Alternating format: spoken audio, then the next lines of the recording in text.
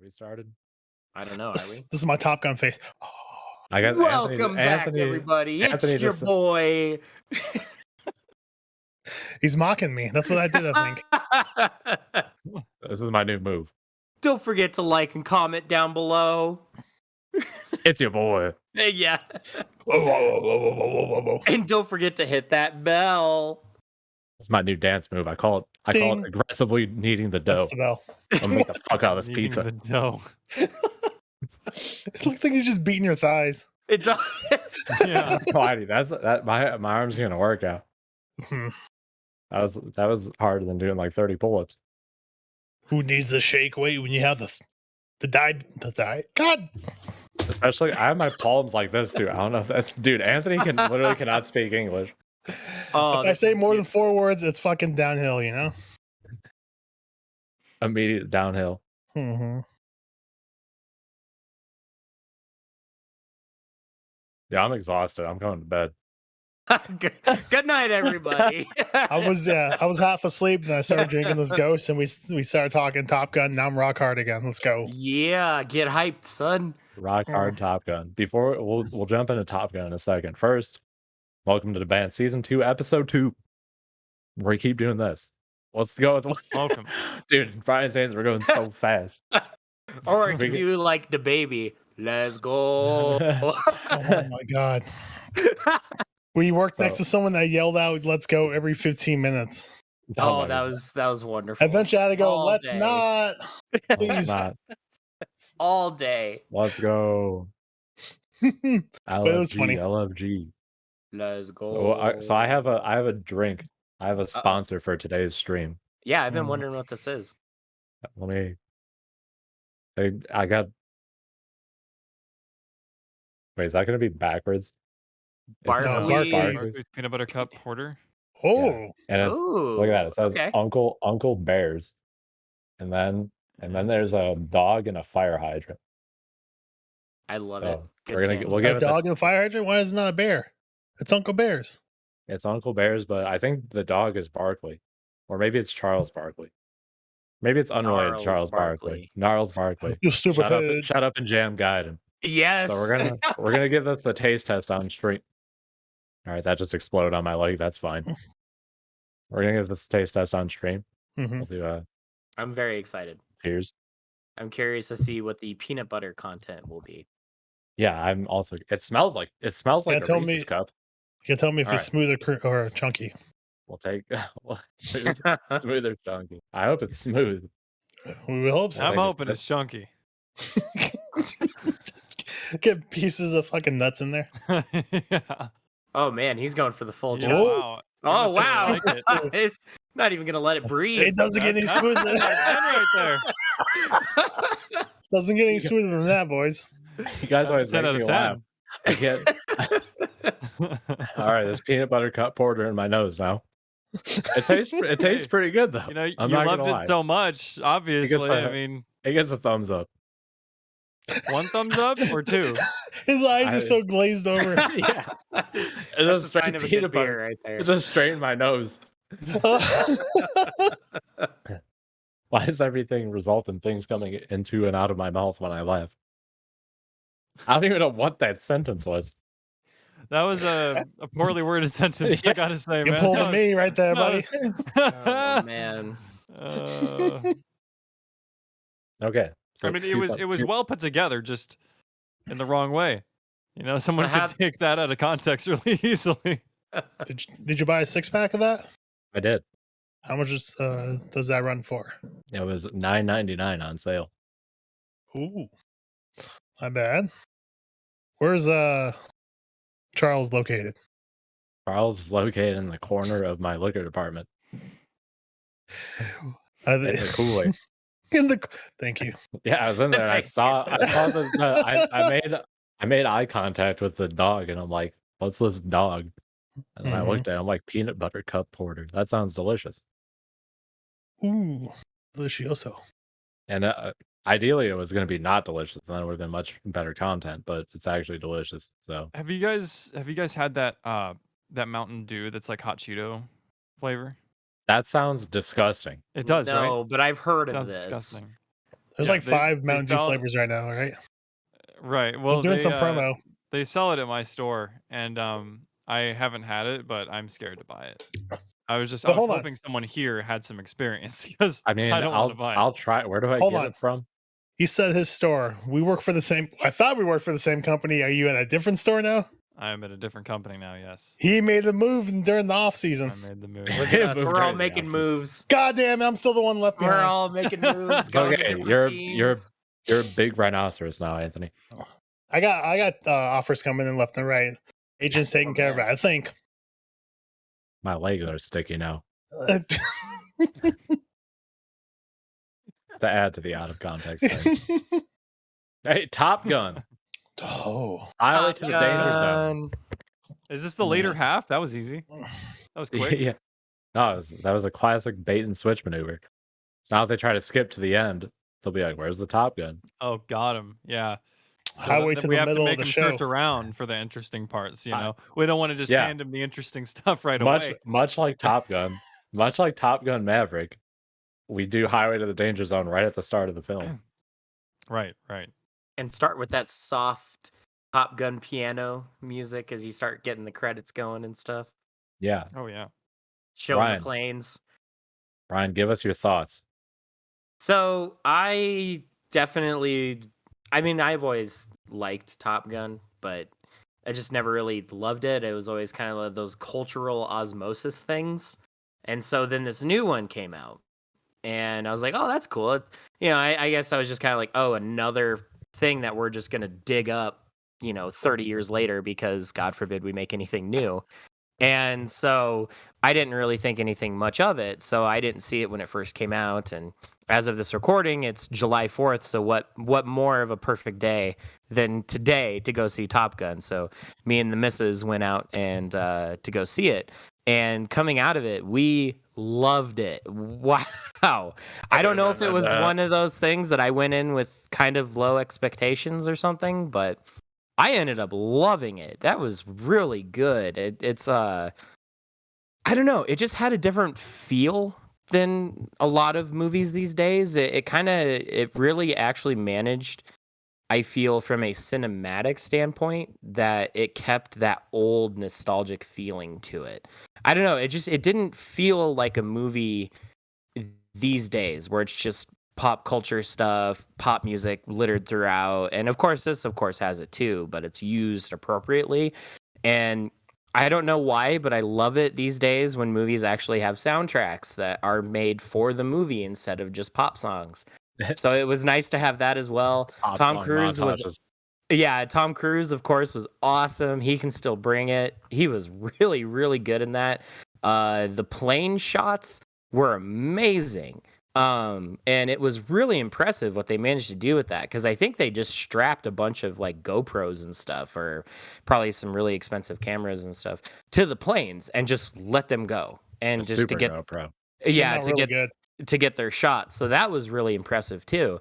And then especially some of the shots where the plane would be going by and you could tell the person operating the camera could not keep up with those planes. So the plane would quickly go out of the thing and you could see the camera trying to keep up. I was like, that's really cool, because that's just pure handmade right there, instead of like computer, because they could have easily CGI'd the crap out of these planes. But they actually, I mean, there were parts, of course, that, you have to, just because movie. But for a good most of it, I think that was, yeah. But hold on. Imagine for a second, you like see Tom Cruise get into a plane, Highway to the Danger Zone starts playing, he's like in the cockpit, he like turns everything on, he's starting to take off, and that just cuts to someone throwing a paper airplane. I would love that. That'd be great. So, would be but funny. no, I came out of there just loving it. A really, really good movie. It even respected the original, and it didn't just, I mean, it kind of copied some of it beat for beat, but it was a genuine continuation of the story of, where are these characters 30 years later, kind of thing. And so, no, overall loved it. And of course I have to, because it's me. But for most of that, I was like, damn, I want a Star Wars movie like this. where it's just X-wing pilots doing missions against the Empire. Oh man, which we might get when Rogue Squadron comes out next year, but we will have to wait and see. But yes, because it was me, it was hard not to think, man, would this be cool if it was X-wing pilots? Stay tuned for Brian's Kenobi talk later. We just start running the bit where every time Brian says Star Wars, we just all take off our headphones and leave. I'm gonna start doing that. Don't worry, boys. I'll take it from here. So, but no, love Top Gun. What's your guys' thoughts? I loved it. All of the none of it that I saw absolutely was just I'm very excited to go see it. Yeah. No, I don't know if I'll see it in theaters, but I'm going to get it when it comes out on, whatever it is. YouTube. I absolutely loved it. Like Brian, I didn't have great expectations. I'd seen the original. Going off of that, I was like, how can we bring something back that's 20, 25 years old, and it nailed it out of the park for me. First 2 seconds, motorcycle scene, highway to the danger zone, can't get better than that. And then there was a shot when he was trying to break the record or set the record, and then there's a turn back where he's turning, but there's a shot of the jet. He's in a jet, yeah, clearly the fighter coming around. He's trying to break 10 Gs. Oh, was that right? That was he's right doing at the beginning. Yeah, it was sort of the beginning where he's doing a U-turn to come back around, but the view was just stunning so much. Like that was my favorite shot. Like take a still of that, I could throw that on my wall. That's a great visual. And then I want to steal something from them. They call when they're in the middle of their mission. They're calling each other daggers. I want to do that for us. Dagger 1, Dagger 2. It was great. I want that again. The Star Wars thing. Could you imagine if they were saying Red Leader, Red 2? No, like oh my god, no. Dagger 1, Dagger 2. We're sticking with daggers. We can be Red 1, Red 2, Red Foreman. I mean, there is Alphabet Squad too. Red Foreman. So. Gotta love it. But anyway, continue. It was, oh man, dude, I was like, let's go watch it again. Bring it on again. I'm ready for more. I'd be down to see it again. Oh man. I also want to give a shout out to Miles Teller bringing as Rooster, Goose's son, for people who've seen the original. Great performance yet again from him. I think he is an excellent kind of an underdog, I feel, in the acting world. Like he has a very cool name. He does, and his performances are always really, really good. Like he is a great actor. I love his performance in this too. For the people, what else can you find Miles Teller in? The famous Fan 4 stick, the Fantastic Four movie that came out a few years ago. But I would say probably his best performance was Whiplash, with J.K. Simmons, where he plays a student who gets enrolled in a really high top of the line music school in New York, and J.K. Simmons pushes him. Yeah, for the one where J.K. is screaming at kids, throwing like drums and stuff at them because they're not hitting the notes right. Yeah, that movie. Excellent. Probably his best performance is in that one, I would say. And then he's also in the Divergent series. Yep. So that's where I know him from. Couple things. Sure. So yeah, he's a great actor. I mean, another great one. That was the Alpha Dog? No, with Jonah Hill. War Dogs. War Dogs, that's right. Yeah. Alpha Dog. Different movie. Alpha Dog. War Dogs. This summer. But yeah, fucking man, dude, this is such a good movie. I don't know how you top that. Clearly it has to end there. Wait. But that Alpha Dog be okay. With Alpha Dog. Alpha Dog is definitely the name of the villain in The Time of the Day. Yes. Keep adding. Write it down. We're gonna keep building this. It back.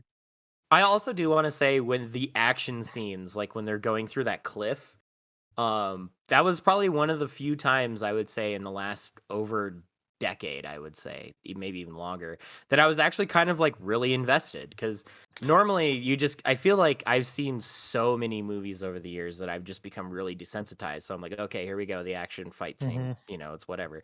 But this, I was like, no, this is like really intense, and not knowing what's going to happen, because I just feel like with a lot of things anymore, you're just like, I don't know. But this, you're like, I don't know if, no spoilers, but maybe The practice, it might not. Yeah, the practice dogfights were so fun to watch. those were cool. I love that. Mm-hmm. So, but it was I couldn't believe it was as good as it was. Honestly, I think it broke $1 billion. I think so, and that's why it's still in theaters. I think almost 2 months later because I know it came out $1 in May. billion. $1 billion. Oh, just wait. Thor is going to kick a lot of these movies out of theaters, I feel. But I'm excited for Thor as well. I looked at that Thor movie and I'm for once I'm not really excited. I don't think it's gonna be bad, but I don't know. I don't know. I just don't know how I feel about it. It looks funny, but Look, I don't know. I gotta keep it a buck, all right? The guy who plays Thor is way too hot. Natalie Portman? Natalie Portman is Thor? Natalie Thorman? Padme Amidala, please. Senator of Naboo. Brian, you're lucky you switched states. I'll come stab you right now, dude. I think he's, at this point, like when we first started this, he just did it out of like pure passion. I think he's now just trying to do it on purpose. Because I know it irritates you guys. Yeah. Anthony's gonna roll up with his knife and his D20. Oh, no. Dagger 1's on his way. Oh, I was going to say D20. My first thought was like, what's going to happen if he rolls a 1? Stabs himself. It's unlucky. I am in the market for some dice. Which one do I get? Dude, I love dice. Dice are the best. I could hard 8 in there. I could waste so much money on dice. They make dice. They make dice look so cool. Or the really fancy metal ones. Yeah, the ones that are like a weapon that I'm afraid to use because I'm like, what if it bounces and I just kill myself? Hey guys, I made a new voice channel. Check it out. It's called Dagger Doggies. Why not Daggy Doggers? I don't know. Dagger Doggies. Welcome back to season 2 of Dagger Doggies. Yeah, Dagger Doggies. Featuring dabbing ants. Dabbing. Yeah, if the full government of Bants is dabbing ants. We have a government? Yeah, the full government. That's full government. Me. A whole ass government. We overtook the old one. I don't know. There we go. I like the face. Dagger Doglins. Doglins. Doglins, like Devlin. Doglin Devlin. Speaking of Devlin, the voice of God has returned to us. Hi, Or not. Devin. Sorry, I was chewing. Mic was turned off. Yay! The voice of God is back. We did not lose him in the war. I mean, kind of. Returned from Europe. I think I was. I almost said AFK. I was gone for a long time. This is the first time I've used my computer this entire summer. Well, welcome to season 2. Now he's a painter. Is he a painter? Ooh. Am I a painter? What? Yeah. What Paints have I been painting? masterpieces with his mind. Not opposed. Yeah, look you're forward, gonna be like Bob look Ross forward too, to the man. spinoff show, Painting with Devlin. I'm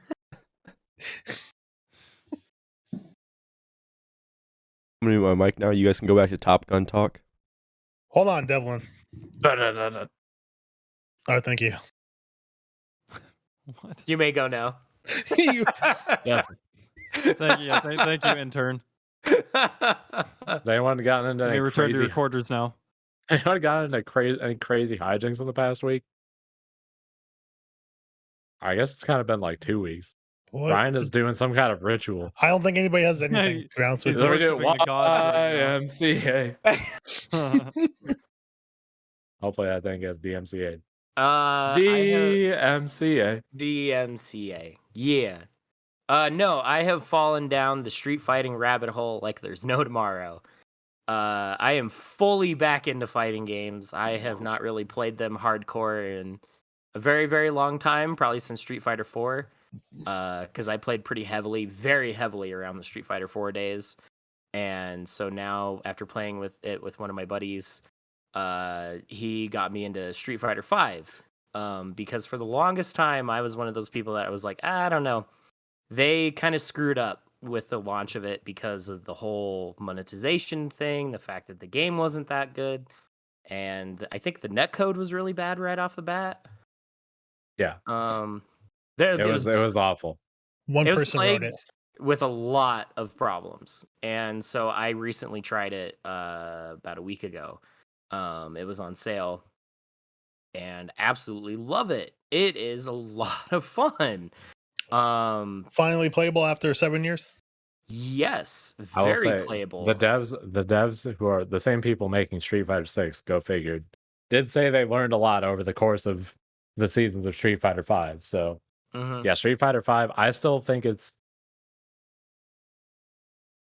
I will withhold my opinion, but it is a lot better than it was when it came out.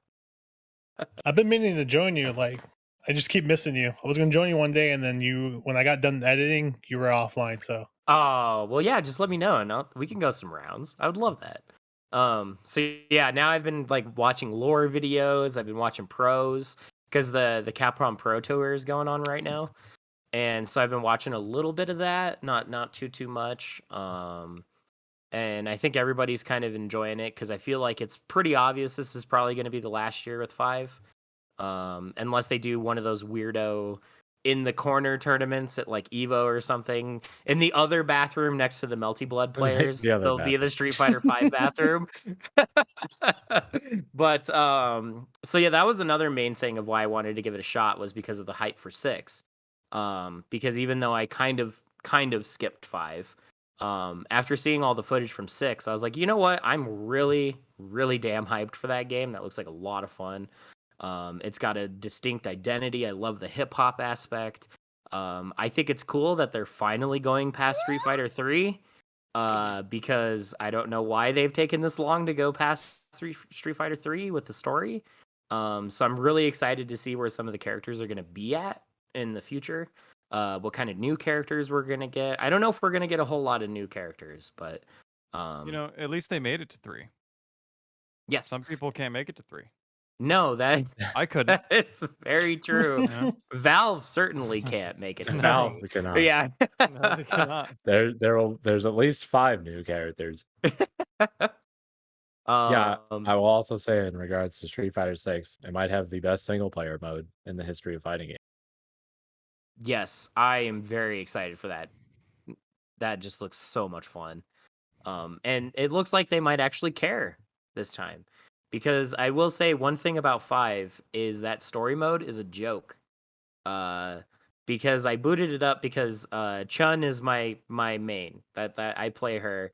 When it was 4, I played Jury, but they really changed her in 5. So I haven't spent a whole lot of time with her just because I'm one of those old fighting game people that's like, no, she's different now. I don't know if I like I her. like Jade. Yeah, because I'm just so muscle memory. I'm just so used to those old commands in 4. And so now with her new commands in 5, it throws me off. So I need a little more time with her, but I picked up Chun and I love Chun. She is so much fun to play. She's fast. I'm getting all of her moves off and it just so good. So I've been watching a lot of combo videos with her and I've been hopping online, and the online's actually really good too. I'm quite surprised. I've only had a few little stutterings here and there, but then it managed to pick itself back up and the fight resumed normally. So really very positive, weirdly positive experience with Street Fighter 5. And I was honestly not expecting that. And to the point that it's brought me completely back into fighting games as well and just playing them again. So I guess kudos, Capcom. They're back, I dare say. They are back. For me, the final test is gonna be 4 make. That's the final test for me, is how well they do on RE4, but that remains to be seen until March of next year. 1 month after Street Fighter 6 comes out. Yeah, I really am thinking that'll probably be a February, so they don't step on each other's toes, kind of thing. And then that way it gives people time for the tournaments too to kind of practice for a few months. Is Evo still held in Vegas? Yes, sir. Yes. Did they do a couple comps in Japan or across seas? Yeah, there's also Evo Japan. Mm-hmm. I forget what year Evo Japan started,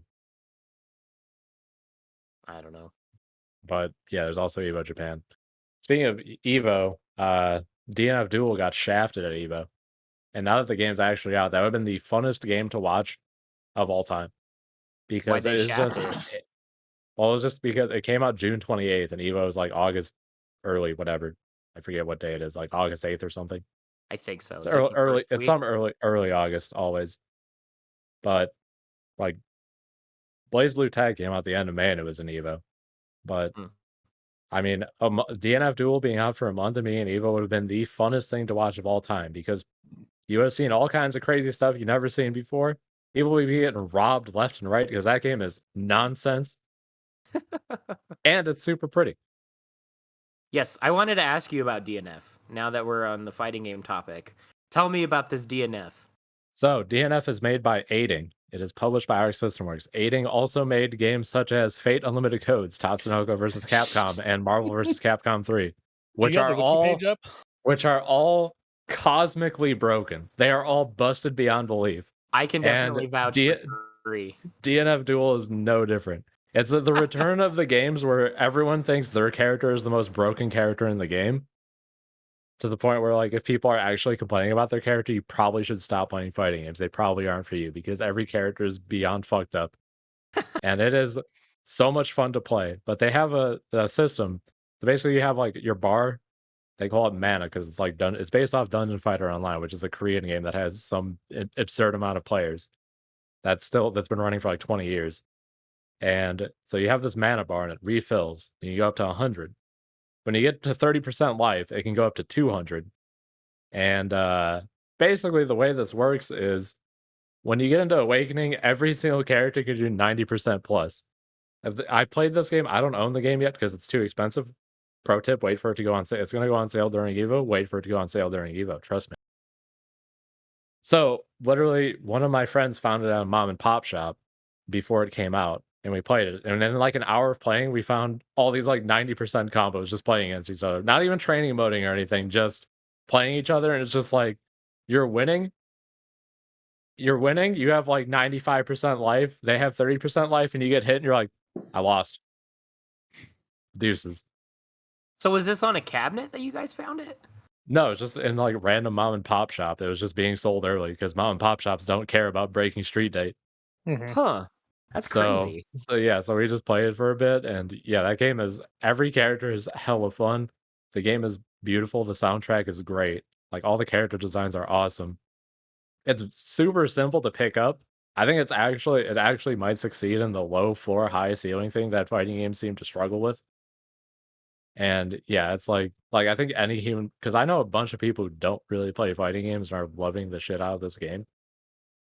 And yeah, but that game at a high level is amazing to watch. There's so many clips of people just being like just like perfecting someone and they just get hit and lose the round. So You is just it explode. pretty easy to pull off combos then, kind of like a fighter's? Yeah, Easy? it's very simple. You can even just forego motion commands. There's like a special move button in directions and then like a use your meter special move button. So it can be Ah. as simple as you want it to be. And then the movement is kind of slow unless you're playing Swiftmaster, who's the character I like the most, who is crazy fast, but everyone has like giant like hit the entire screen moves. And it seems like the game is going to evolve into figuring out because there's a roll mechanic like in King of Fighters. And it's basically trying to figure out Mhm. what you can and cannot roll. Because if you roll certain things, like we were figuring this out, like I said, on 4 days, day -4, 4 days before the game came out, where it's like this string, like this thing this character has is completely insane. But if you call it out with a roll, you just blow them up for it. So it's kind of interesting how the mind games are like that. See, Nolan just got hit by a guy with 30% life and died. Yeah, Yeah. I got Yeah. it. Yeah, but yeah, it's very pretty to look at and everything. I will say I don't know Ooh. why they didn't take the tower mode from like the ranked mode in Guilty Gear Strive is like a tower, and you're assigned to a floor based on how well you're doing. And it's like that. I think that has single-handedly kept the game alive because it's very easy for people to just get on and play people they know will be their skill level. Mhm. Mhm. But DNF Duel is just back to like classic, just search for a ranked match. I think if it had the tower it would. I mean, it's already like crazy popular, like I said, but a lot of people are getting into it, and I think a lot of that is because of the visuals and stuff, which like a lot of games don't. Arxis is always very very good at making their games look visually amazing, and then Dungeon Fighter characters already have like insanely cool designs, so it just kind of meshes perfectly. It like sounds like the perfect storm for a fighting game because I know Yeah, you need the roster and or else then your game will die. yeah, and all the characters are relatively unique because it's the characters are literally like so Dungeon Fighter Online. I've not really played. I played on like I think it was like Xbox 360 arcade, and I played it for like a few days. Mhm. But it's like so you have like the character classes, and then those character classes after you get to a certain level have awakenings. So the characters in the game are basically like different awakening versions. So like there's the Berserker and the Ghost Blade, and those are both different awakenings of the Slayer class, but they like look completely different and play completely different. And it's a really cool game. I was very impressed with what they were able to do with it. How big is the roster? I think right now there's like 15 or 16 characters, Dang, that's not bad for a vanilla. That's pretty good. Yeah. and yeah, like I said, every character is pretty unique. Okay, I'll have to Yeah. check this out when it hopefully Also, will go on sale. Right. Short Yeah. People When it Rise goes on Up. sale, I'll get it. Short People Rise Up. The Swiftmaster class. Another classic in Arxis games is Short People buff. The Swiftmaster. So there's a character called the Ranger who just has guns and he shoots his guns. And he's like crazy tall. Apparently, there's a race in Dungeon Fighter Online that's like crazy tall people. They're all like 7 feet tall. Yeah. And the Swiftmaster just straight up goes underneath like half of the Ranger's normal moves. They just like run at him and he's just trying to shoot you and you're just running at him. And it's just like, yeah, Really? I am choosing to run at you. He's the So odd job it's pretty of the hilarious. series. Yeah. Yeah, the odd job rule applies to a lot of Arxis games. They Mhm. have that's why there's also a thing if you look at Arxis games, all the short characters are wearing really tall hats. Like All right. Carl Clover, Charlotta, and Granblue versus Carl Clover and Blaze Blue. I'm not Because willing to drop full short price people on this game, Is but it a yeah, full right. 60? It's $50, but 50 like I bucks. said, during Evo, all of the Arxis games during Evo are always on a huge sale, so just wait for Evo. Oh, my wallet is ready for when that Evo sale comes on. I was Yeah, gonna Brian's say, about to cash out. Oh, since I'm all in these fighting games I now. was gonna say, Yeah, since the fine. Steam sale's going on right now, I'm open to like getting a KOF or something for like 15 bucks or something. I actually haven't checked if KOF is on the summer That sale. was another reason why I picked up Street Fighter was because the Champion Edition, which includes everything but the newest season pass of characters, was only $12. Yeah, that's a deal right there. Yeah, so I have almost all the characters but the 5 new ones. So I think it's a 35 characters total for $12. And then I got- all the costumes too, except for the like weird monetized ones that are all the like stupid ad costumes. but- Yeah. And if you want the classic arcade experience and want to not spend a lot of money, Brian, show off your weapon of destruction. Oh, my Kamba. The Quanba drone, Let me as go grab loves it. it. is always very cheap. Get yourself a fighting game that looks interesting. Oh, Uh-oh. oh, After hours. Hey. Uh-oh. Oh. Uh-oh. Yeah, so here it is. Sully after dark over there. The Yeah, Sully. drone- we're gonna need the sad sombrero over that one. Mm-hmm. The Quanba drone. Oh man, Let's you're see really if you can- handling that joystick like a pro, huh? It's Let's see if you cheap. can hear. It's cheap, but it's not cheaply made. No, it is a solid ass stick. I think I paid $60 for it, and I can use it I like on my sticks. everything. Because I originally got it for PlayStation and PC. I just plug it into the USB. My computer immediately recognizes it, so I don't even have to do a specific driver or anything for it. Is that San Juan parts? It is not Sanwa parts. That was The other this would not be $60 if it had Sanwa. Yeah. You can buy your own buttons though, or like Yeah. all Quanba sticks are incredibly well made. So if you want to chill out a little bit more money, Also, I've become a weird pad player as well. So I use this as too. And Yeah, I I'm use finding everything. I'm very good with pad as well. I love pad. So Xbox, this is the Series X controller. Highly recommend it. Very good controller. I switch between using the cheater box and pad.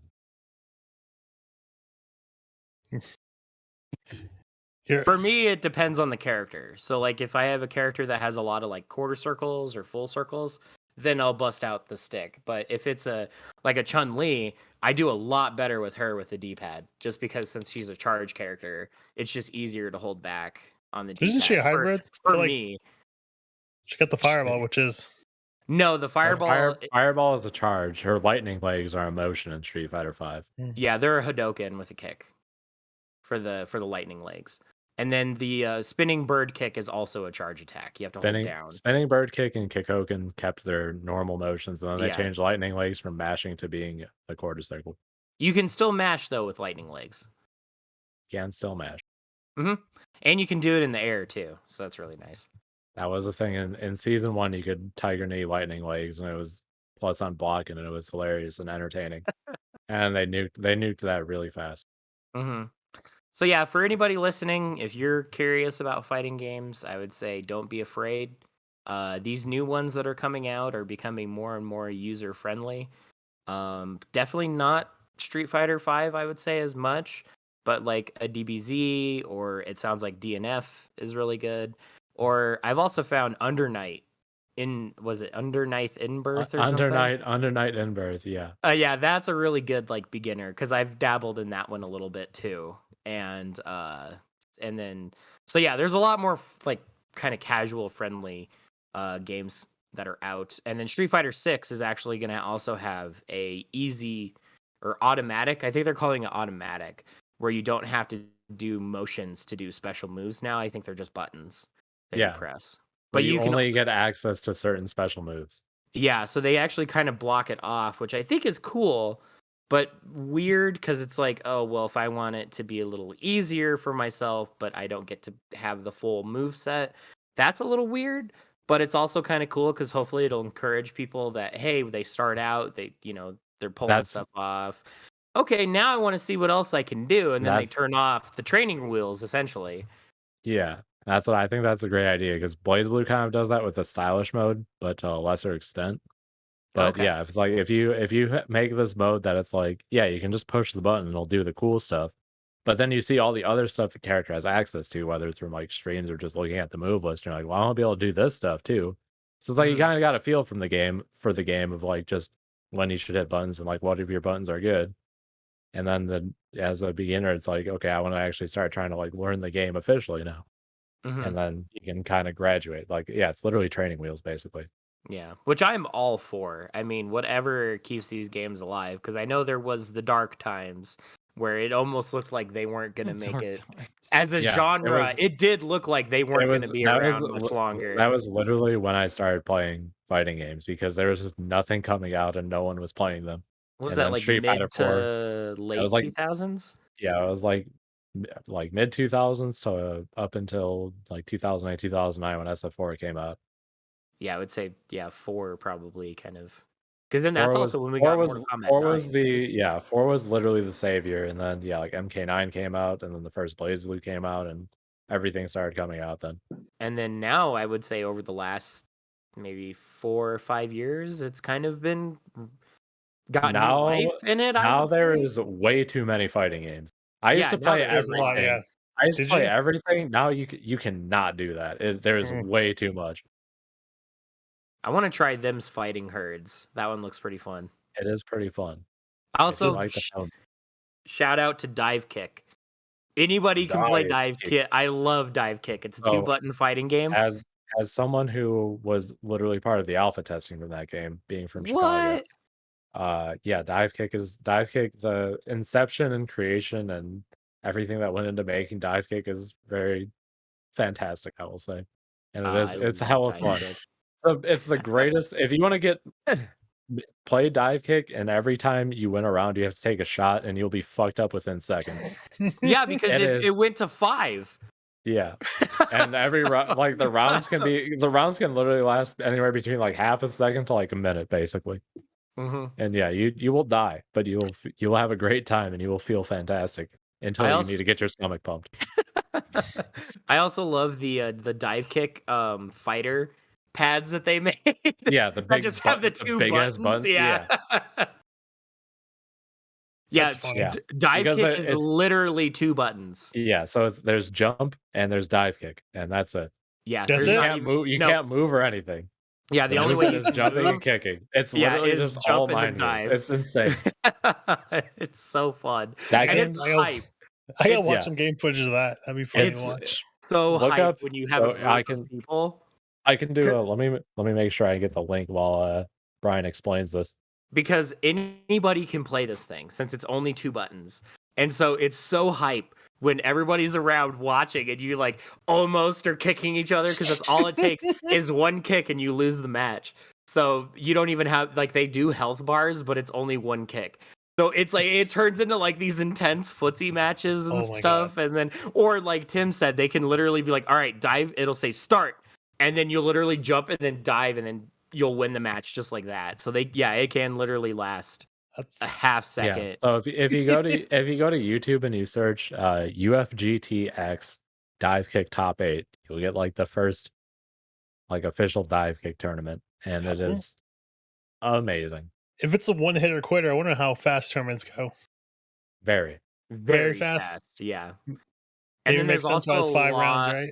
a lot of fighting game in jokes as well. Like there's a Yeah. lot of jokes towards players in Yeah. particular. There's like a TO named Alex Jabali. He runs CEO and stuff. And his thing is because the like running gag in the FGC is he has like a giant ego. So as he wins rounds, his head gets bigger. And if you get hit in the head when you lose a round, you're like staggered at the start of the next round. So and That's yeah, funny. if you beat someone 5 rounds to 0, they get frauded. That's what it's called. Because Yeah.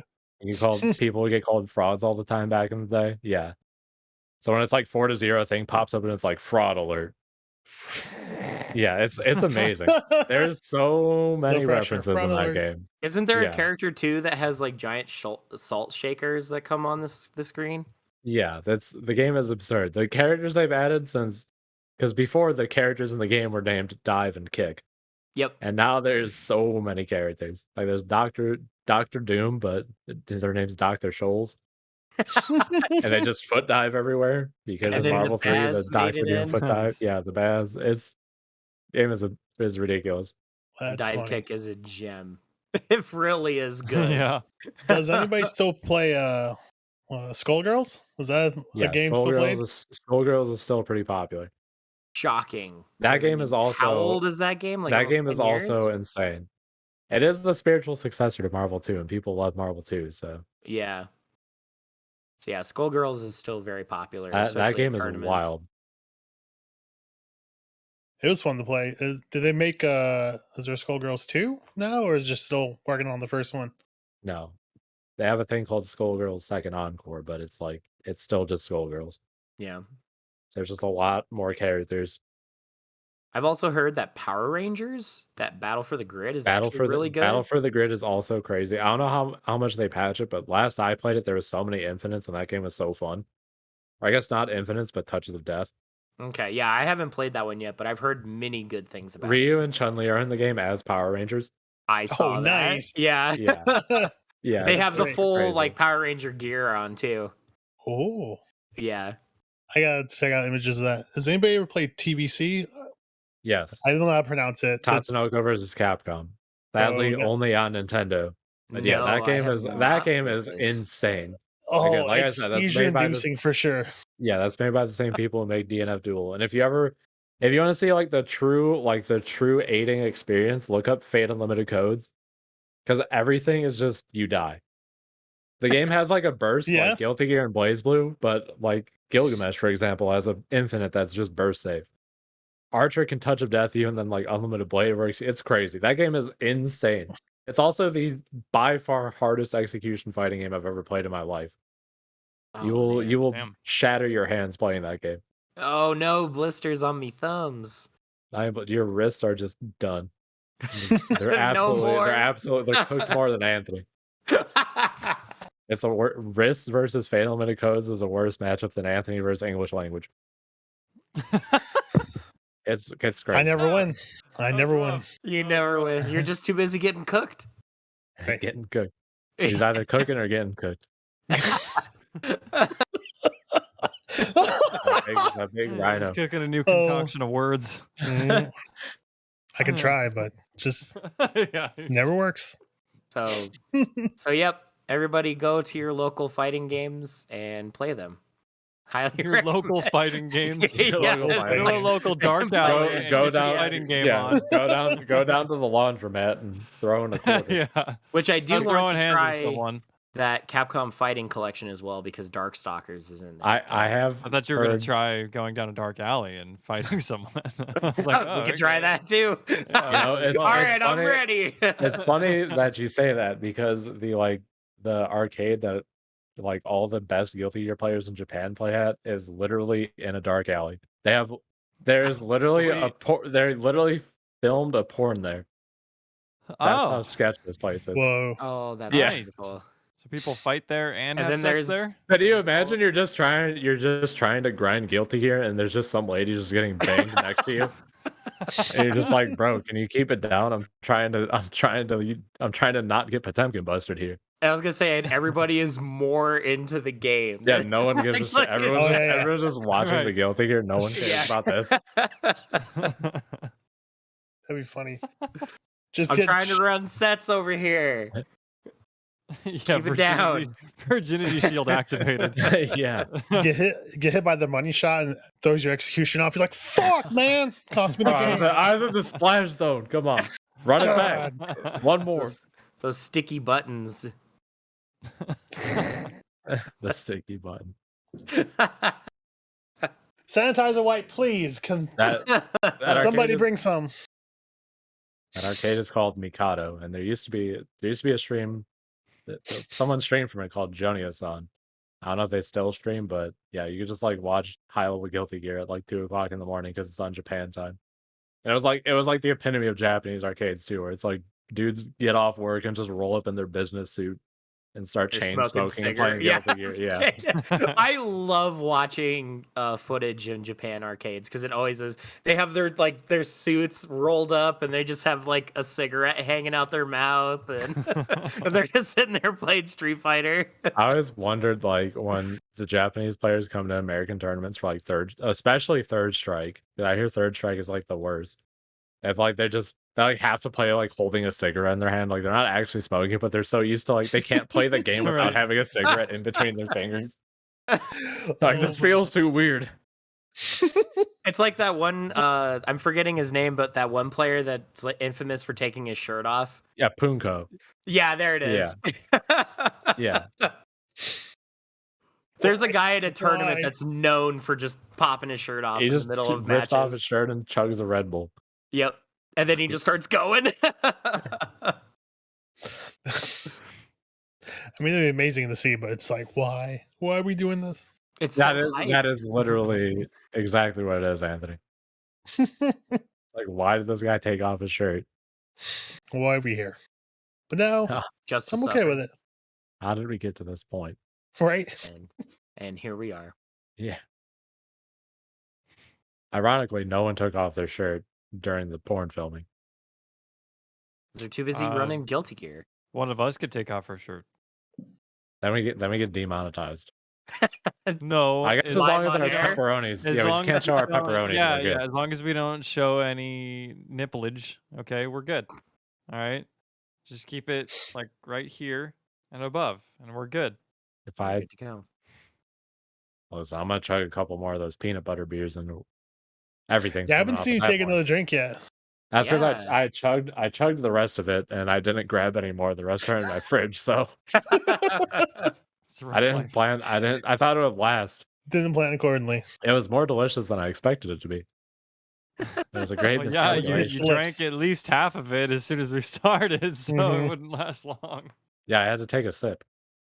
A The sip, old taste test. Yeah, because you never know. That was quite the sip. So. Well, anything else exciting this week? You played any games? Watched any movies? Stranger Things came out. Has anyone watched that?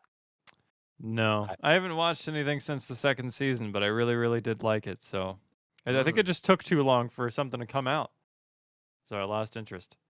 That's But I fair. should get back into it. It was like Um, a good 2 or 3 years between season 3 and 4.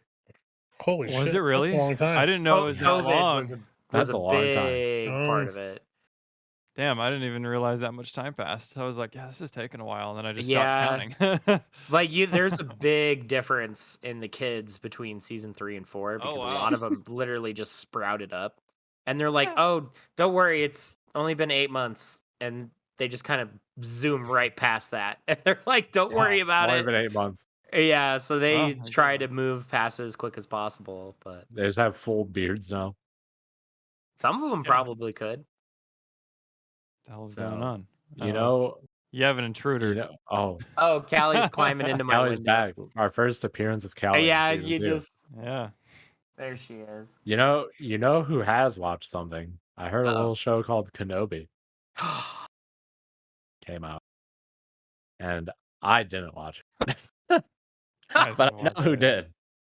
Yeah, I all know- right. we all know who did. Before I say anything, did anybody else watch it and want to say things before I get into it?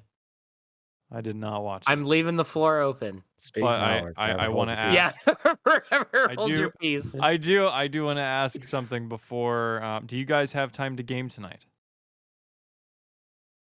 What you got in mind? Left 4 Dead 2. What if I don't? I not only do I not have it installed, I also don't own it. Well, it's $199. I have it on Xbox 360. I do too. I actually do Oh, too. man. I'd probably have to reinstall it. I will It's gift fun- it to you. It You being being the positive. $199. Mm-hmm. 199. I'm pretty sure it's $199 actually. So, I mean, anyways, I just wanted to invite you guys to a Left 4 Dead 2 bonanza if you guys wanted to Bonanza. join me after the podcast. Anyways, Brian, Kenobi away. Banana bonanza. All right. Here So did Anthony see it? Man, I caught none of it. Okay. All right, moving on. Sorry. I caught none of All right, Kenobi, the supposed limited series. They're already talking about a season 2. What platform can you find it on? Disney Plus, of course. Is there another You're- platform? No, because Are you it's sure? Disney. Unless you want to try pirating it. Why did we zoom in? I don't know. I just kind of wanted to twist the knob over here, you know? It was fun. I think I'll do it again. So yes. Just make that the thumbnail. So Kenobi. I've been hyped for this for a while now.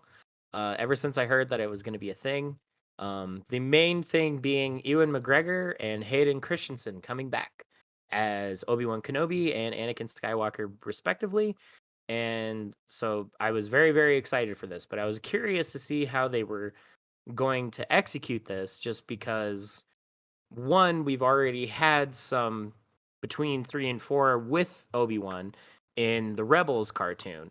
So I was curious to see if that was going to mesh at all. It does not. If anyone was worried about that.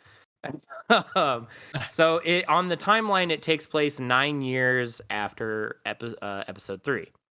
And I love this time period. I'm always excited to see what's going on in the dark times, as it is known. And the big draw was, besides the actors coming back, was Darth Vader and the Inquisitors, and also come to find out, we're going to see a young little kid, Luke and Leia, in there as well. Not so much Luke. I guess, how much do you guys want me to go into spoilers for this? You can pour it all on me. Yeah. Pour it all on like Velveeta cheese, man. Okay. No spoilers. Oh, the cheese. No spoilers. No spoilers.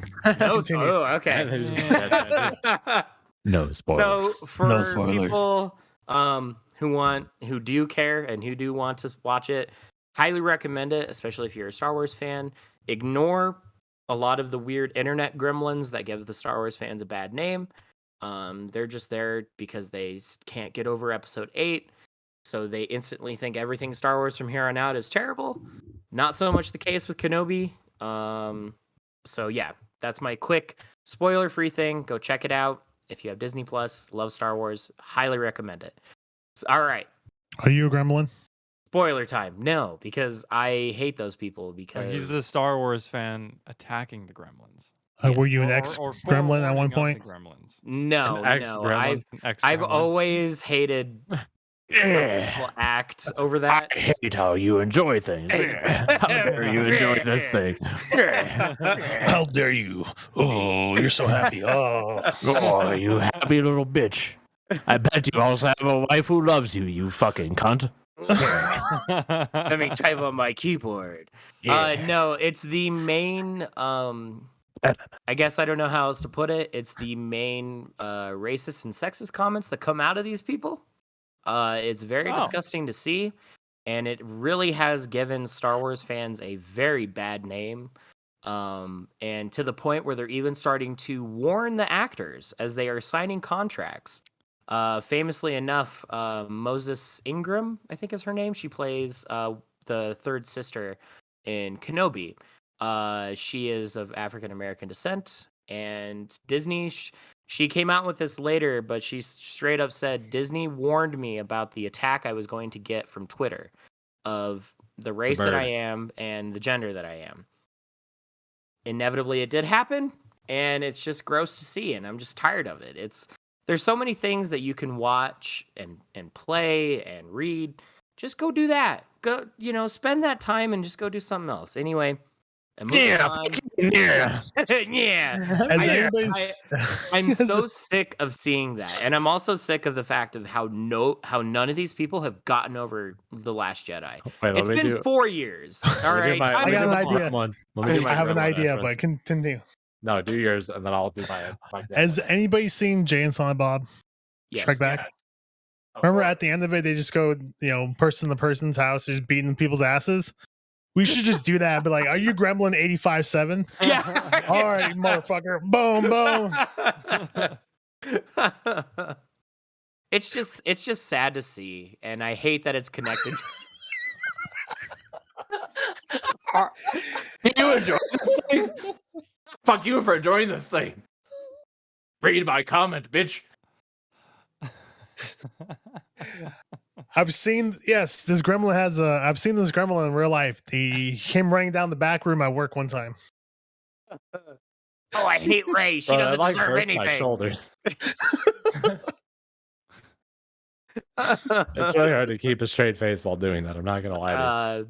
So anyway, rants aside, I really liked Kenobi. It's very decisive. I think it's very split down the middle. Either you love it or hate it. I'm obviously of the love camp. No. you don't say. No way. Plot twist, I was Gremlin 85-7. For me, it started with minute 1 of the show. It starts off. Did they play Highway to the Danger Zone? Yes, and then you start seeing Anakin on his motorcycle. Oh, I'm in. Sounds like I'm in. No spoilers. I'm in, baby. Racing, the pops a wheelie. And then Obi-Wan's like, it's not the lightsaber, Anakin. It's the Jedi wielding it. But yeah, minute 1, it starts with the Jedi Temple attack during Order 66. And we get to see live action clone troopers. That is a major thing because there were no live action clone troopers in the prequel. They were all CGI, fun fact. So that was the first time they actually had people in clone trooper costumes, and they looked, because it was the 501st. They're a very well-known battalion of clone troopers in the Star Wars universe. And so they should have hired you. I know. I don't know Disney, why. what are you doing? I know. What happened to the first 65 orders? I could help with the story department. But The first 65 orders were just burgers and fries. And then the 65th one, they got a really undercooked burger and decided they had to kill all the Jedis. Right, that's when they changed their order 66. That's it. I can't do it Burger and anymore. fries to death. Yeah. Yeah. Death. It happens. Death to all burgers and fries. Yeah, it's because there's literally a sticker on the drive-through window that said "We love Jedi's." So now they're like, no, we Yeah. gotta kill all the Jedi's. Those are the That's reason this it. burger is bad. We're done. Yep. It's them. They cooked it too long with their lightsaber. Yeah. Yep. So yeah, it opens up with the Order 66, and you're seeing Jedi fight clone troopers, and then you see a group of younglings trying to run away, and then you see Anakin walk up on them, and beautiful shot.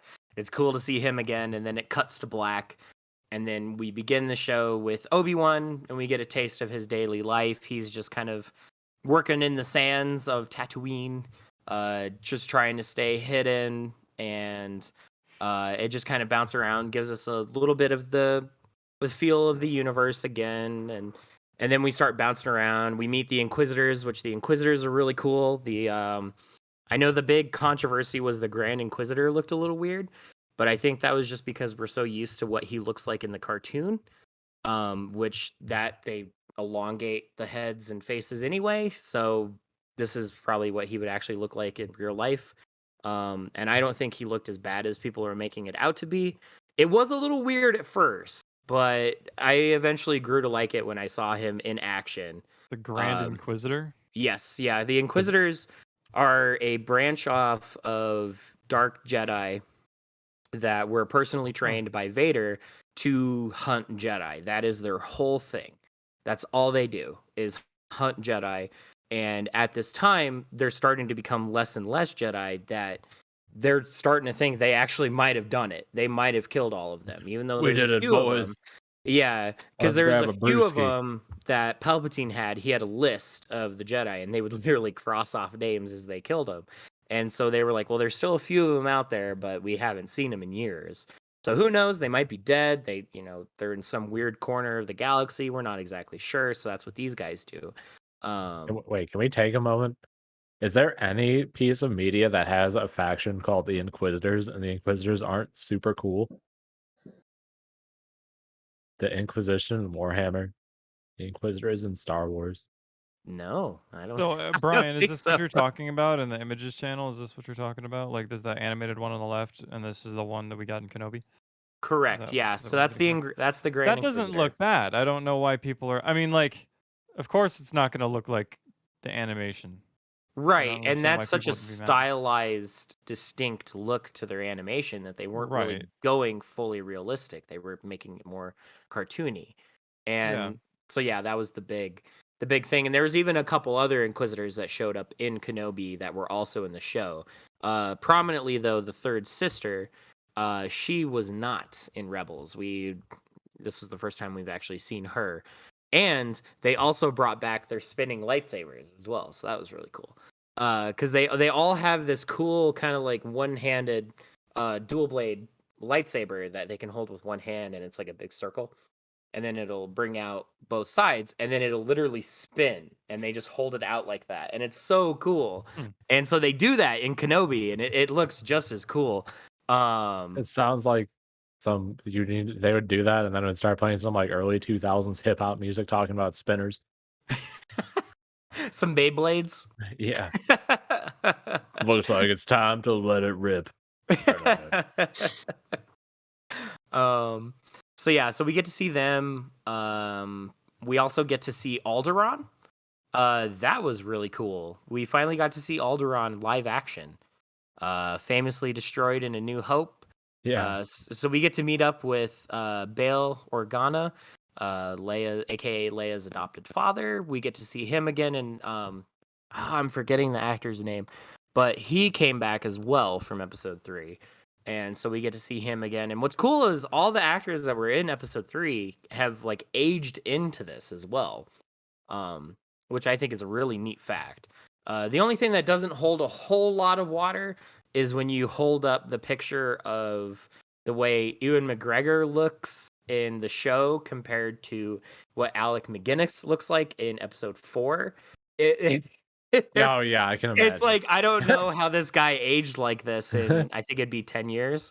It's like, man, that guy went south real fast. But it is Tatooine. I mean, the heat is incredible because there's Dry. two suns. Yeah, and it's dry and there's no water or anything. So yeah, that would start drying you out real fast. So and then Uncle Owen and Aunt Beru Lotion. come back. What? What were you gonna say, Tim? Wait, what did Anthony say? I said lotion. Whoa. God damn. Oh. I thought you said ocean. I was like, Ocean Man? Take me by the hand. No, if I would have done the worst job of writing the dialogue on Alderaan, it would just have been people walking around like, howdy, sir. Aren't you enjoying not being super exploded on this fine day? Why, yes, I am. It's a good thing we never get totally exploded. And you know what else doesn't hold a lot of water? Like the age difference in Obi-Wan Kenobi. Alderaan after getting blown the fuck up. Oh, cooked it like Anthony. Make sure you get all sides. I mean, should I just act like I'm bacon? Like bacon, skin sizzled. They call him the sizzle. The sizzler. Sizzle and grizzle. So Is that how you do the sizzle in real life? Oh, You yeah. just do that. You just have a little Caesar. Yeah, we got it. I walk into the bedroom and go, it's sizzling time. It's a 50-50 on if Anthony is having a stroke or if he's doing the sizzle. Yep. Right. Or it's just like, he's doing the thing again, and then he's just like dying. right. It's like he's doing it so good this time. It's so much better than last It's so time. believable. He's committed to the bed, guys. He'll He's get up. getting, Yeah, he's he's committed. getting fully cooked. He's this really time. been practicing. He's doing he's even foaming at the mouth to represent the grease bubbles popping. Wow. What a talent. Ugh. He's going for the rare done. I didn't know he had it in him. Well done. So Uncle Owen. Yes, so the same actor and actress that played Uncle Owen and Aunt Beru in episode 3 also come back, which is really cool to see them again. And then it's also established that Uncle Owen wants Obi-Wan to stay away as far as possible and for Luke to never even know he exists. So we get a little bit of drama between those two because it's soon to be Luke's birthday and Obi-Wan buys him the famous little 21B starship that Luke is playing with in A New Hope. We see Obi-Wan buying that toy for him and he wanted to give it to him as a birthday present, and that's when Owen's like, no, you're not allowed to go near him at all. I do not want him associated with the Jedi. I do not want him associated with anything because then that means the Empire will come to town. And so Owen's like, no, keep your distance. You're allowed to stay on Tatooine, but do not come near us at all. So Obi-Wan always just was kind of in the background leading up to this and just was kind of there. We also come to find out that he's almost completely severed his connection to the Force to the point that he can barely use the Force as well. So I thought that was kind of interesting as well because he starts off with a very defeatist mentality of like, no, we literally are extinct. There's nothing more I can do. He's like, the Jedi are finished. But there's a chance that this boy might be able to bring us back to the former glory. So that's like really the only hope that he holds on. So a new hope, you might say. Look at clever Disney. So that was actually kind of cool to see. Was Obi-Wan not really being connected to the Force at all. So there was that, and then we finally get to see Vader at the end of episode 1. They do the cool suit up montage where you see his robot legs being put on, his robot arms, the suit getting put on. Oh, that was so cool. And you get to see Hayden Christensen in the burnt makeup and everything. And so that was really, really cool to see Vader again. And then who is still voiced by James Earl Jones. So it was very, very weird. Question. Yes. When Vader comes in the scene, does he go, you know what time it is? It's Vader time. Does he do that by chance? No. God damn. All right. He just hard shot you down there. There was no. Damn. Let's go. Yeah, there was no entertaining that idea. No, we see him DMX? after being killed- suited up. He he killed has all of his motivation to watch this series now. Yeah. Yeah. I'm sorry. Yeah, you should have just lied to Anthony, then he would have watched it. Yoba's going to get that reference 100%. So AEW Kenobi reference. ends up getting forced to go on the adventure because Leia gets kidnapped by a group of space pirates. And then eventually the Grand Inquisitors find out about this. And so then they get involved with it as well because they find out that this girl is a little force sensitive as well because the Inquisitors' other job besides looking for Jedi are looking for force sensitive children and either A, killing them, or B, if they're strong enough in the force, possibly bringing them back and training them to be another Inquisitor. That does not happen as often because Palpatine just wants them straight up dead. So there's a lot of that. So they catch wind of that, and so the Inquisitors obviously want Leia. And so Bail Organa gets Obi-Wan involved in this, and Obi-Wan's like, no, I don't want to leave Tatooine. I don't want to leave the boy alone. But Bail is like, no, I need you to come help. You know, you promised that you would help the twins.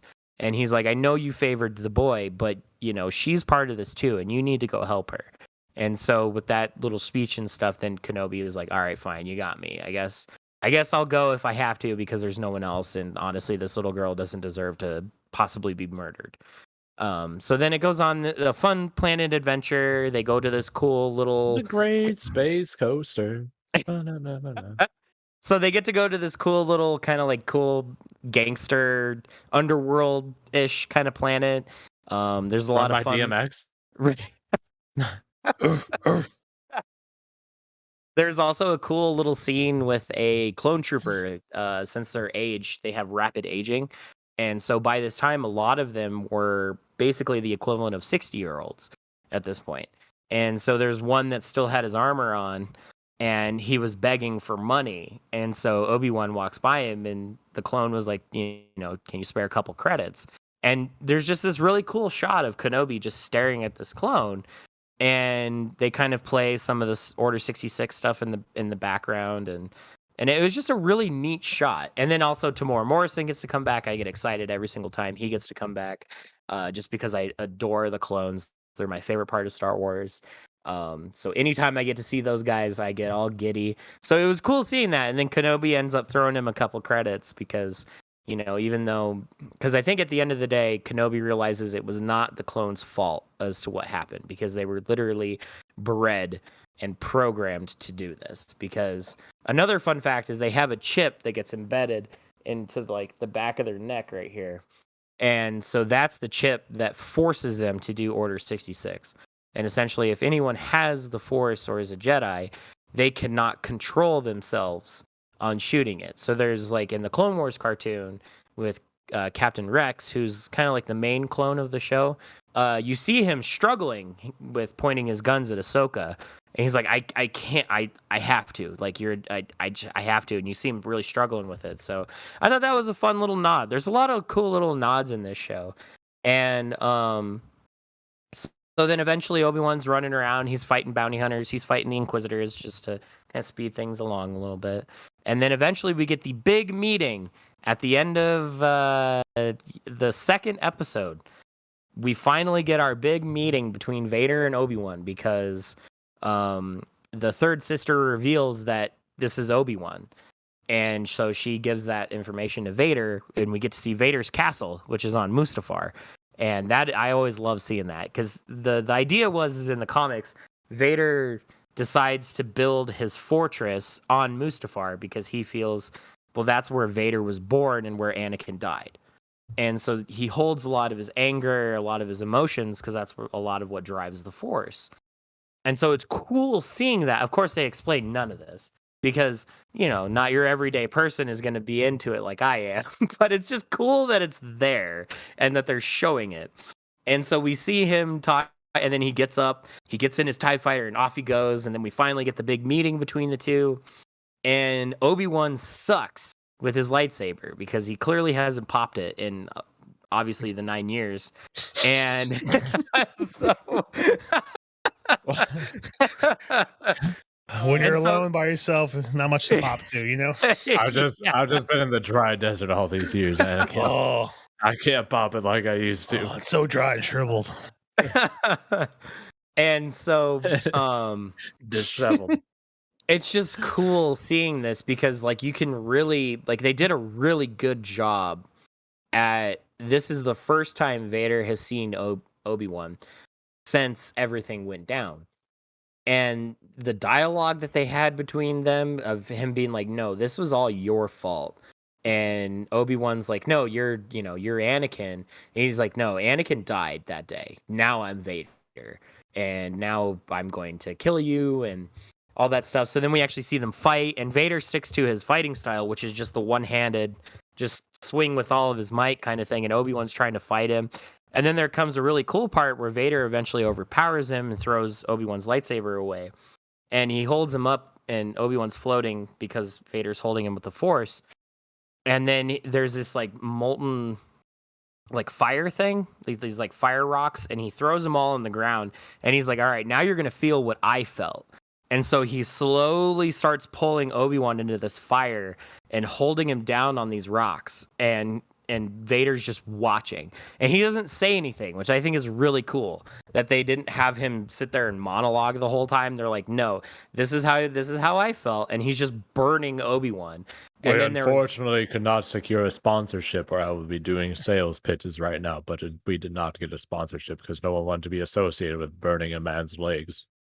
But yeah. I thought for sure we would get the Starbucks one at least. But damn, I will just stand here. And then there was a new character.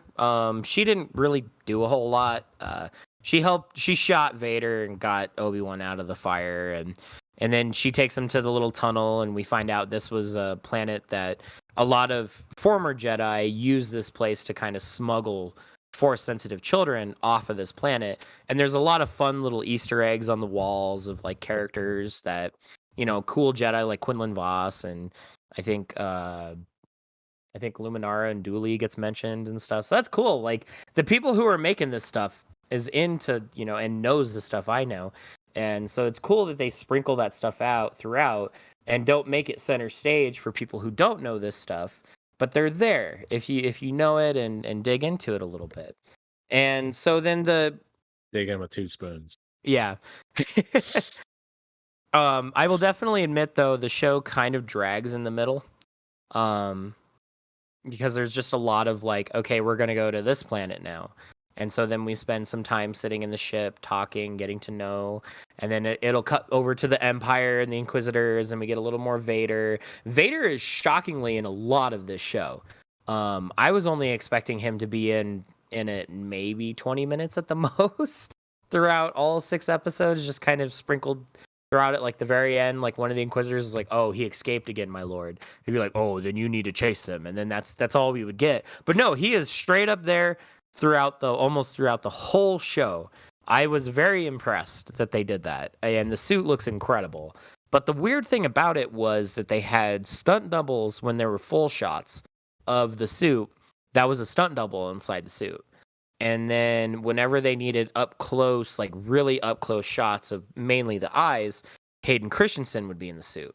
And then what's crazy is the voice was by James Earl Jones, who I found out was maybe not actually voiced by him, but an AI that was voicing him. It's weird. It was very weird. So I don't know how those AI voice things are pretty crazy advanced. I don't know how I feel about that. I mean, I love that it, was James Earl Jones' voice, whether it was real or not. But I just don't know how I feel about that. It's like, we have the Rebels cartoon and Bad Batch cartoons, and they do Vader voices in those, and they're not James Earl Jones, and they're fine. They sound great. So I mean, I'm totally fine. Or like the whole Sebastian Stan should play Luke now instead of doing the weird AI CG Luke that we got in Mandalorian and Boba Fett. So yeah, that's just a weird thing. I don't know how I feel about it. I grow the Gremlins without James Earl Jones. Yeah. Someone saying Jedge. Jedge.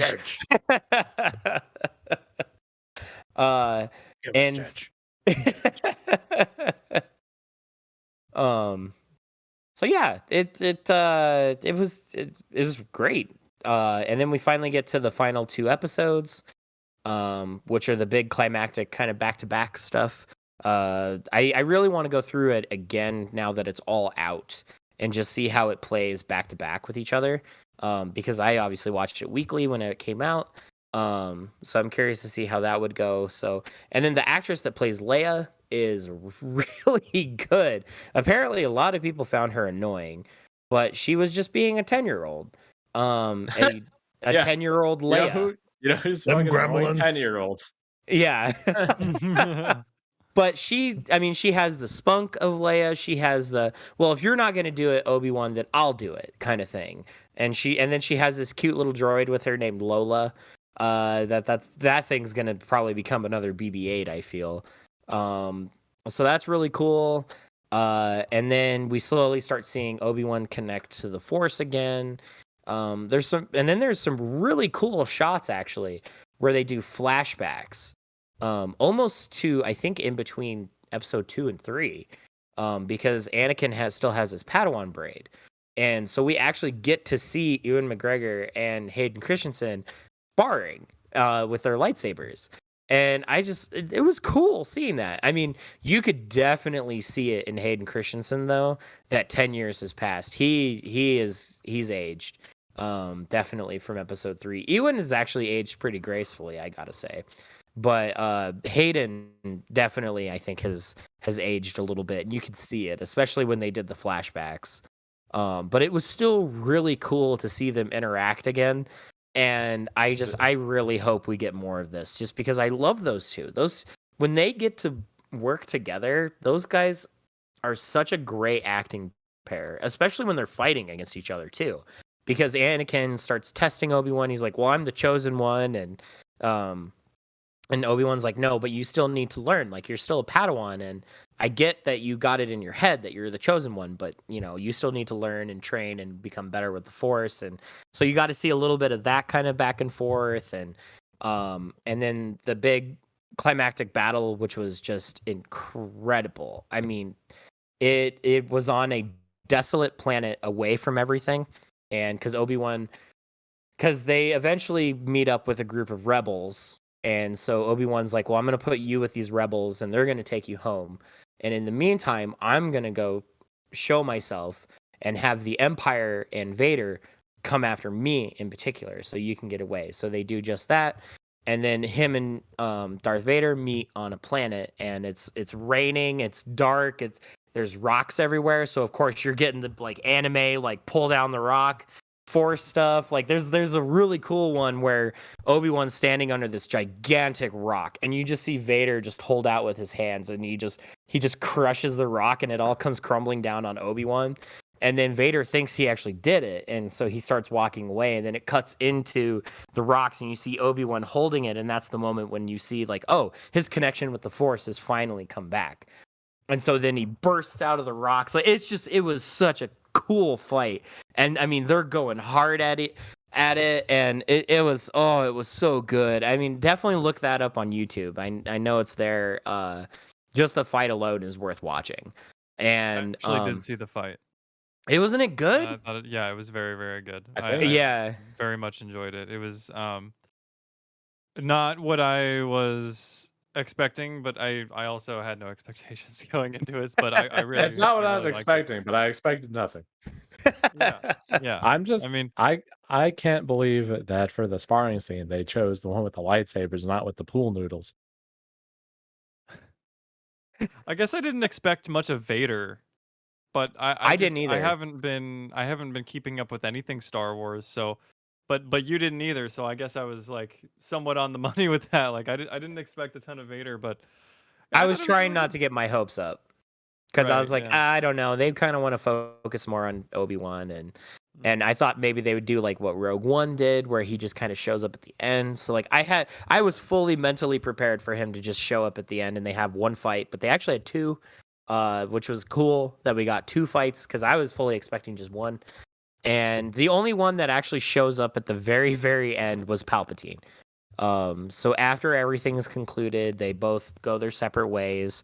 Vader is telling Palpatine everything that happened, and we actually get to see Ian McKellen come back as Palpatine. So that I was all excited, because we don't ever get to see Palpatine, unless it's episode 9. But that was very weird. That's a whole other thing. But it was still cool seeing him come back, even though he was literally in it for like I think a minute at the most, and he was just a little hologram too. But it was still cool seeing Palpatine and him interacting with Vader. I don't know. That's another thing I just get really giddy over whenever I see it. So I think one negative I will say on the show is there were moments that you could tell that they didn't have as big of a budget as I thought they did. Because there's a lot of there's a whole episode 2 in particular. There's one where Leia and Kenobi are trying to find a ship to get off of the planet that they are on. And it's literally just California desert as far as the eye can see. And so I could tell that they literally just drove out in the middle of the desert and were like, okay, this is where we're shooting today. And so Did somebody say negatives? I love negatives. Now we're talking. Yes, negatives. Yes. And so so most of this episode takes place in that desert, and then there's 3 guys in stormtrooper costumes and stuff. So there's parts of that definitely seem cheap, or when you're on Star Destroyers and stuff, there obviously isn't as many people on the Star Destroyers. There probably should be. But then again, man. COVID staffing. Yeah, and I was also going to say Star Destroyers they have a crew of 3,000 on the ships. So I guess all right, I'll give them Pre-COVID that. times. Yeah, I'll give them some slack there. But yeah, so there were definitely moments the first Vader Obi-Wan fight. I could definitely see why people were kind of wasn't as great as I thought, but it definitely made up for it in the second fight that they had. And so yeah, overall I loved Kenobi. It was a joy to watch. I was excited to see it every week. And I think it did well enough now that they are seriously talking about doing a second season. I don't think anything's been greenlit yet, because originally this was supposed to be a limited series. But my conspiracy theory was this was the script. The movie script got repurposed into the show, because when Disney bought Star Wars, they announced episode 7, 8, and 9, Rogue One, Solo, a Boba Fett movie, a Kenobi movie. So I really think the Boba Fett show and the Kenobi shows were repurposed from the movie scripts to turn them into shows, because after watching Kenobi, it really does have the story beats of a 2-hour movie. So there are some things that are kind of spread out a little bit. So that's kind of my conspiracy theory, is that this was just a repurposed script. So maybe they'll go back in. I am definitely wondering if they're going to cover Darth Maul if they do a second part. Because that might get weird, because Rebels, they actually do show Darth Maul and Obi-Wan in the Rebels cartoon. That's another thing I highly recommend you guys look up on YouTube, is those guys fighting. It is a cartoon, but it's really cool to still see. So I wonder if we might get some weird retconning with that, if they do another one, because I don't know if they could really do Darth Vader and Obi-Wan going at it again, just because I don't know if that would work quite well with 4 as much. Just because they do in episode 4 act like it's been a while since they've seen each other. So I feel like that'd be the other place that they could go, or bring in some other characters like maybe Ahsoka. That'd be cool. Or what they could do is it was really cool, because me and the missus were both like, oh, he's not going to show up. Was Liam Neeson coming back as Qui-Gon? Yeah, He does get to come back as Qui-Gon. It's at the very, very end of the show. Obi-Wan's finally reconnected with the Force. He's finally become old Ben that we know him from in episode 4. And we get to see Qui-Gon's Force ghost pointing him to where he ultimately ends up living until episode 4. And he's like, well, come on, Obi-Wan. There's still a little bit left of the journey. And it was so cool seeing Qui-Gon again. And so if they do a second season, I think that'd be really cool if we got a lot more of Qui-Gon teaching Obi-Wan how to become one with the Force and what that feels like. And I think it'd be really cool if they went that route to kind of show people what the Force is. Because I don't think the show... The Clone Wars and Rebels actually do a pretty decent job at this, but I think the live action stuff, the stuff that really brings in the crowds, that stuff really hasn't explained the Force as much as I think it should. And so I think if they did a second season of Kenobi, I think that'd be really cool to show Qui-Gon and Obi-Wan, and Qui-Gon teaching Obi-Wan the more deeper sides of the Force and becoming one with the Force. And then we might even get him connecting with Yoda through the Force, because Yoda has to learn how to be a Force ghost too. So, we could get a Yoda cameo if they do another season. Like, I'm really curious to see what we could get with another season. So Kenobi, big thumbs up. Absolutely loved it. And now I'm super excited because we're going to get Andor at the end of next month. At the end of August, we're going to get the next Star Wars show. Cassian Andor from Rogue One. So we will see how that goes. And then Bad Batch is in fall. So those are the sometime in fall. They don't have an exact date for Bad Batch. But so yes, expect many more Star Wars conversations to come in the future. I have a question about so it's our previous question about Marvel movies and TV shows. Do you think Star Wars can get into that territory where you think it might be too much? Obviously, Possibly. like if you're like really into it, no, No, because you just keep loving it, because you but, eat like, it up. Yeah. right. But if you're like a person that doesn't keep up with it as much because you have 60-hour work weeks or what have you, like what do you think they're gonna reach a point to where it's too much? As of right now, I think you're fine. Clone Wars would and agree, yeah. Rebels, the cartoon, and Bad Batch are not really required watching. They've actually done a pretty decent job with the live action stuff to, mention that stuff. Like there's like in Kenobi, they show straight up scenes from the Clone Wars cartoon, but live actionify it. So that stuff is there, but they explain it well enough that you don't need to watch it. And so I've been actually kind of doing that with my wife, because she doesn't do all of this. She just sticks strictly to the live action stuff. I've tried with Clone Wars. It didn't really jive with her too much. I might get her into Rebels when Ahsoka comes out, because Ahsoka might be the first one. Just because I genuinely believe Ahsoka is gonna be Rebels season 4.5. Because she's looking for Grand Admiral Thrawn, and I guess spoilers for Rebels. We see Thrawn and Ezra, the main character of Rebels, going off somewhere into hyperspace. We don't know where they are. We still don't know. It's been a good 6-7 years since the show's ended. We don't know what happened to these guys. And so in Mandalorian season 2, when we see Ahsoka, she asks that lady, "Where's Thrawn?" And that's a straight up reference to Rebels. So I think Ahsoka might be the first one where it's like, okay, maybe you might have to watch at least Rebels, Right, yeah. Clone Wars. But so far, I think Disney has actually done a pretty decent job of just being like, no, you're fine with just watching this stuff. Like Kenobi, really the only required watching for Kenobi is episode 3. And Okay. maybe episode 2. Yeah, that's true. But I mean, And then at that point, you might as well just watch the rest of it. So Just you can get talk them I right. mean, you might as well watch the rest just of it. watch all and of then it, read all the books, And then you then might as give well Brian read a Darth call. Plagueis, and then I'll help give connect Brian all a the call. dots off. I'll help you connect all the dots after you're done.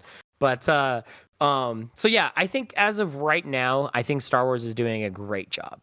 It's Marvel that is, I think, starting to kind of push it a little bit, just because, like for Thor, for example, I think this is also going to be Guardians 2.5 as well, because I don't know how much the Guardians are involved, but they're in a lot of those shots in the trailers.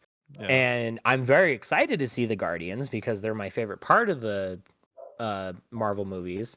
But I'm also like, I don't know, I kind of just want it to be a Thor adventure as well. Yeah, Marvel loves intertwining things way too much. They just want to make people clap in the theaters or something. Yeah, I think it's those other guys we know. Yeah. Well, like they got so much of it with Infinity War and Spider-Man. And Spider-Man. That I think Spider-Man was almost bigger than Infinity War. They had everybody was excited. They had all the Spider-Mans, but they didn't have Spider-Man. No spoiler. Or true. Japanese Spider-Man. Or Japanese. Or Spider-Pig. They didn't have or Spider-Pig. Japanese Spider-Man is hilarious. You should look up those clips. It's a 60s live action show that Japan did that's kind of a mix between Power Rangers and Spider-Man. And it's hilarious. Anthony popped his desk a little bit there. He did. So yeah, The eyebrow action too. I definitely think Marvel's gonna start pushing it a little too much to the point where I'm into this stuff, and even I'm just kind of like, I don't know, I think this is a little much because I don't want to watch. Because Marvel, they're releasing like 5 or 6 shows a year. The gremlins, yes. Well, Part of the Too thing many is, shows. like, Judge. Judge.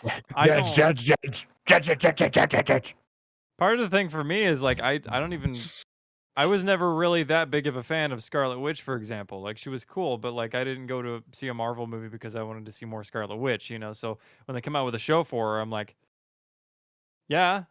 And then it directly leads Fine. into the second Doctor Strange. Well, right, exactly. Yeah. So it's leading into other things that I actually do like, but to actually understand the thing that I do like, I have to go through an entire TV show of something that I don't really care for. Right. So it's like, Just wait call me a until gremlin. Cause just wait. I don't like There's one of us. Yes. Just wait until I start getting to the point where What's Whereas- Marvel's Gremlins called? Gremlins. gremlins. There's They're all gremlins. That's all Gremlins. there are? Everyone's a Gremlins. gremlin. Yeah, It's the gremlin, same goblin. term. Trust me, it's the same people who Gooblin. bitch about Star Wars, bitch about Marvel. Yeah. It really We're gonna- is. Marvel's gonna get so absurd that it's like you're gonna see Spider-Man's web swinging around, and then there's gonna be a preview for the new Marvel show, and it's gonna show Spider-Man web swinging around from the movie. And oh, I remember that scene in the movie. And then it zooms in on just a random pedestrian like walking with a briefcase, and it's like Jim The Disney goes to series. work. It's just literally just Jim random Man. pedestrians. They just start making shows of random pedestrians going to work. I Hey, guys swinging around. This shit's crazy. I genuinely think You won't we're believe going what they to talk see about at the bar. live action comic books in the sense because the comic books can be a real fucking nightmare to read sometimes to the Yeah. point where even I'd shut them. I'm like, I don't know what the fuck is happening in this because like I'll just pick up a random ass like X-Men comic, for example, and I'll be reading it and I'm like, who the fuck is this? What are they doing? Oh, apparently these two are a thing now. And these guys are fucking over here. And this villain's been dead for years apparently, but he's back now, and it's insane. And I'm worried that the movies are going to become that same thing. That's the best is when it's like Venom is back, and I'm like, I didn't know he was gone. Didn't know he was Where dead. did he go? What the fuck was that? So What I do you mean do he's back? think because the next big one that I think is also going to throw a wrench in all of this is going to be the She-Hulk show. Because we get to see a lot of Bruce Banner in there. So I think we're going to see what he's up to, but you got to watch She-Hulk if you want to know what's going on with regular Hulk. Are they going to use Lou Ferrigno? She-Hulk looked very Lou weird. Ferrigno? She-Hulk did. is She-Hulk gonna be like Harvey Like Birdman, the attorney CGI at law? looked off. Yes. Yeah, she's an attorney. I actually really like She-Hulk in the comics though, so I'm actually kind of excited. Jenny from the block, this as she is one. known in the Marvel Right. community. So, but yeah, Marvel is for sure I think going to push it, and they're going to push it to the point where I think they're going to start seeing losses. Hey, look, we'll catch you in season 6 of the Bants when we talk about Jim going to the office. That's Well, true. Speaking 9 to 5. Speaking of Jim going to the office, I don't know if we have time for this episode, but next episode we really need to start it off with DeBance going to Wendy's. Oh my God, we forgot again. So many things. Yeah. Yeah. So anyway, yeah, I think we. Any closing thoughts, gentlemen? Watch Kenobi and play fighting games. Those are my And eat that cannolis. was Watch Kenobi insightful. while eating cannolis, but don't eat Kenobi and watch cannolis. I don't know. I bet Kenobi tastes pretty good. Try both and then give a review. You and McGregor kind of snack. Oh yeah, honestly, I could see it. I could taste it already. My mouth is watering. Qui-Gon has a special set of skills, you know? Oh, he Oh, does. yeah. He really does. Yeah, Trust me, I so know. look forward to the Bants season 2 episode 3 where we actually talk about our trip to Wendy's. Yeah, to talk about Wendy's. things that we did in between seasons. Yay! On episode 3, yeah, that's great. We're like, oh, I have stuff to talk about going into season 2, and we immediately derail off of everything and never talk about anything. Yep. That's what the Bants is all about. See, that's why we needed like a 6-hour introductory episode because we just can't do it in 1 hour. I know, but there's just too much to talk about. We're gonna have the edits. We can get the like SpongeBob thing where it's like several hours later for just Brian talking about talking about Kenobi. And then, I'm still going. like Photoshop all of us into skeletons and still just Brian talking. That's Or all of millions us just of left the years. room and he's going. Millions of eons later, finally. Brian just spinning through space, and then the last fight was crazy. All right. Thanks for watching and listening. I hope you enjoyed our ranting and banting as always. Ranting Catch and you banting. for Ranting and season banting. 3. Ranting and Banting. banting. Ranting and panting. Yeah, I was gonna say, and if you listen to this enough, you'll start panting. Yep. Also, I'm not sure. This will either be out before or after this episode comes out. I'm not exactly sure on scheduling. But do be prepared for my first Bants official purview, where I will be talking about Shredder's Revenge. So get hyped for that. Oh yeah. Get hype. Get hype. Unless you're Get hype. Shredder sucks. Do the sizzle.